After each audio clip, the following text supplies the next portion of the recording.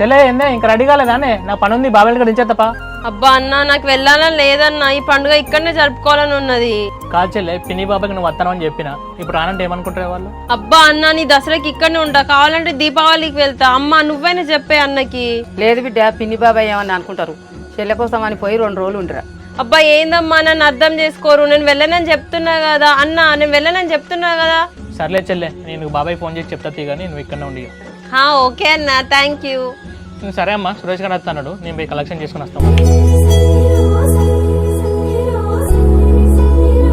Hello Kavya. Hello Karthik, నేను మా పిన్ని వాళ్ళ ఇంటికి వెళ్తున్నా, బాయ్. మీ పిన్ని వాళ్ళ ఇంటికి వెళ్ళానని చెప్పేసి ట్రై చేస్తా అన్నావు కదా, ఏమైంది మరి? వర్కౌట్ కాలేదు, ఇక చాలా ట్రై చేసిన. మా అమ్మ మా అన్న పంపిస్తున్నారు ఇక నన్ను. సర్లే, జాగ్రత్త కావ్య, మిస్ యూ. సర్లే, నాకు ఫోన్లు మెసేజ్లు ఏం చేయకు మరి. ఏంది ఫోన్లు చేయకంటావు? మీ బాబాయ్ ఏం టైంలో ఫ్రీ టైం చూసుకొని ఫోన్ చేస్తా అన్నావు కదా. ఇక ఫోన్లు మెసేజ్ చేస్తే మా పిన్నికి కూడా డౌట్ వస్తుంది, నువ్వేం చేయకు ఇక. ఓకే. నమ్మినావు కదా కార్తీక్, నేను మా పిన్ని వాళ్ళ ఇంటికి పోవట్లే, ఈ పండుగకి ఇక్కడనే ఉంటున్నా మా ఇంటికాడ.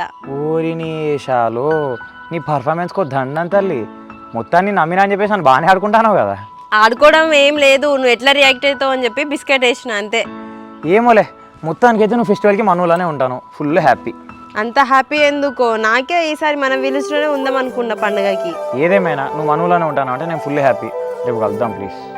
ఓకే, నేను వీలు చేసుకొని కాల్ చేస్తాను మరి, బాయ్. Okay bye.